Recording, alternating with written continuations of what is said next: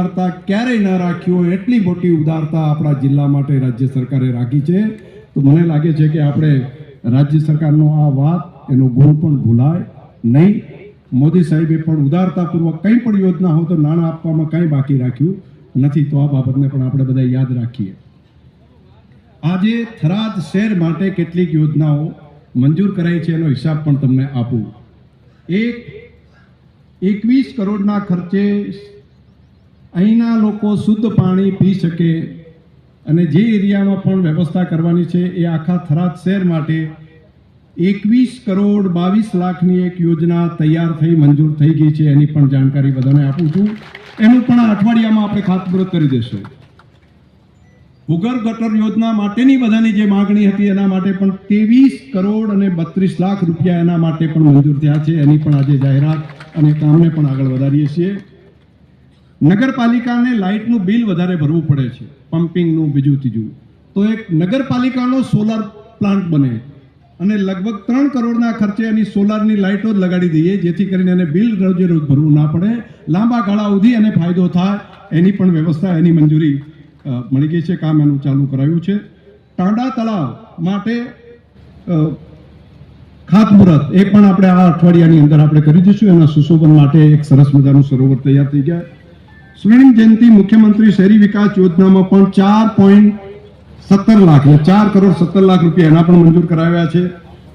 એક સ્વચ્છતા મિશન અંતર્ગત પણ વેસ્ટ જે કચરો આવે એનો ડ્રાય પ્લાન્ટ માટે પણ 2 કરોડ 12 લાખ રૂપિયાની એની પણ એક મંજૂર કરાવ્યા છે.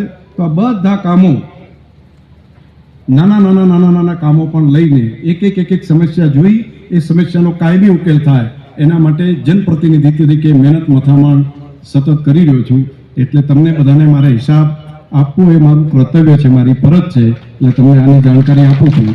નજીકના દિવસમાં જ્યારે તળાવ ભરવાનો કાર્યક્રમ થાય ત્યારે ગ્રામીણ વિસ્તાર માટે બીજા જે કામો હાથ ઉપર લીધા છે, કામ કર્યા છે, એની પણ જાણકારી તમને બધાને આપીશ. આપણા ઉપર એકલા માણસ કશું કામ ન કરી શકીએ.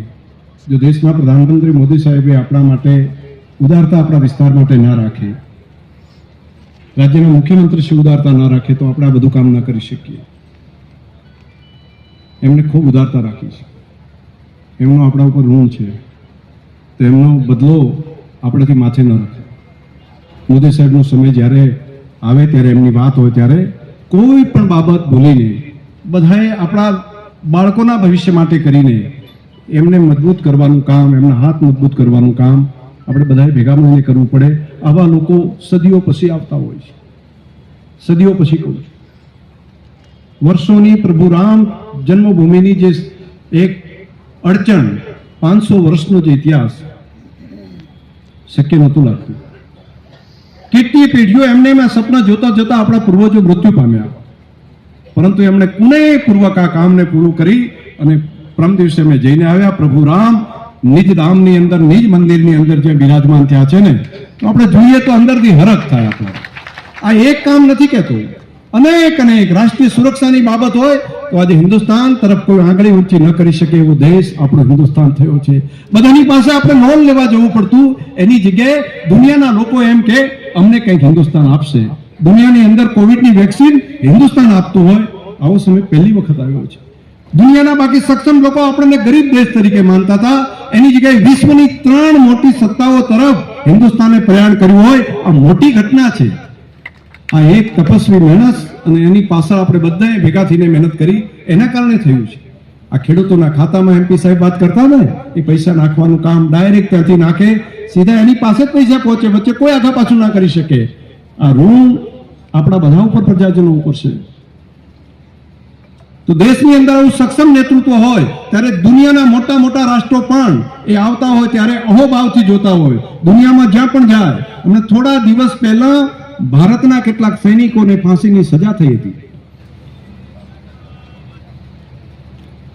અને એ વખતે એમ લાગ્યું કે હવે અહીંયા આગળ બીજું કંઈ નહીં થઈ શકે, પરંતુ ડિપ્લોમેસી એવી થઈ કે ત્યાંથી એ દેશના લોકોએ એમને કીધું કે અમે તમને આમાંથી માફ કરીએ છીએ. આવું ઘટના ક્યારેય થતી નથી, પહેલી વખત હિન્દુસ્તાનની અંદર થઈ રહી.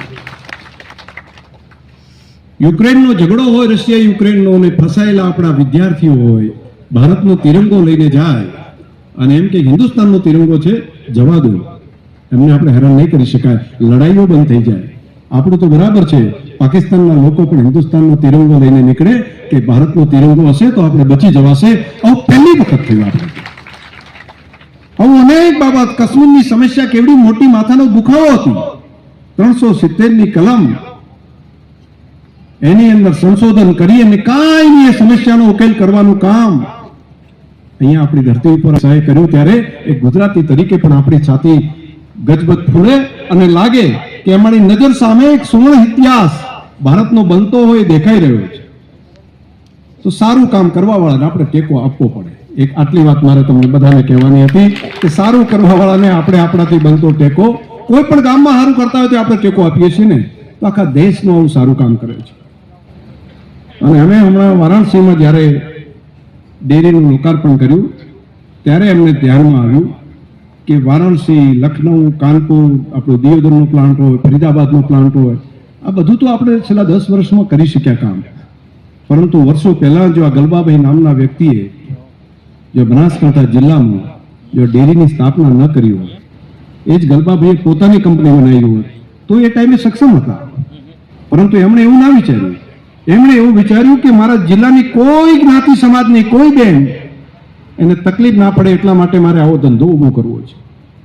અને એટલા માટે એમણે ડેરીની સ્થાપના કરી. એના આધાર ઉપર અત્યારે લાખો લાખો પરિવાર એના ઘરની અંદર બાળકોને ખવડાવી શકે છે, પોતાના બાળકોને ભણાવી શકે છે. એવો ધંધો અહીંયા ડેવલપ થયો. બીજા રાજ્યમાં જઈએ ત્યારે ખબર પડે કે બીજે નથી આવું બધું, જે બનાસમાં છે બીજે નથી. આ માણસે આપણા ઉપર ખૂબ મોટું ઋણ, ખૂબ મોટો ઉપકાર કર્યો છે. તો જેણે આપણા ઉપર ઉપકાર કર્યો હોય એનો બદલો માથે ન રખાય. એનો સમય આવે, એનો ઋણ ઉતારવા માટેનો જો સમય મળે તો મને લાગે છે કે એમાં પણ આપણે ચૂકાય નહીં. તો આપણે આજના તબક્કે આટલી વાતો તમારા બધાની વચ્ચે અહીંયા આટલા વાલીશ્રી વાલા મળ્યા છો તેમને કહેવું છે, MP સાહેબે પણ આ બધા કામમાં સતત જ્યારે પણ કહ્યું, 2 વખત તો ત્યાં મેં મિટિંગ કરી તો એ ટાઈમે પણ સતત સાથે રહીને કામ કર્યું. અને સુખમાં દુઃખમાં કાયમી આ વિસ્તાર માટે પણ એમણે મહેનત કરી છે. તો આપણે આ ડેરી, આ હોસ્પિટલમાં પણ એમનો ખૂબ સહયોગ રહ્યો છે. દર વખતે મને પ્રોત્સાહિત કરતા રહ્યા. એના કારણે આ કામ આપણે કરી શક્યા. તમામ મિત્રોનો સહયોગ મળ્યો, હું તમામ આગેવાનોનો સહયોગ મળ્યો, નહીં તો હું કામ ન કરી શકું. નાના સજેશનો મને પાર્ટીના કાર્યકર્તા આગેવાનોએ પણ બહુ મોટા પ્રમાણમાં આપ્યા, જેથી કરીને આ કામ થઈ શક્યું. આજે આપ સૌને ખૂબ હૃદયથી શુભકામનાઓ. આટલી વાત કરવી હતી અને ફરી કહું છું, આનો જસ મારા થરાદ વિસ્તારના પ્રજાજનોને સોંપું છું. આ તમારા કારણે થઈ શક્યું. આ પુણ્યના ભાગીદાર તમે છો. ખૂબ ખૂબ આભાર. ધન્યવાદ.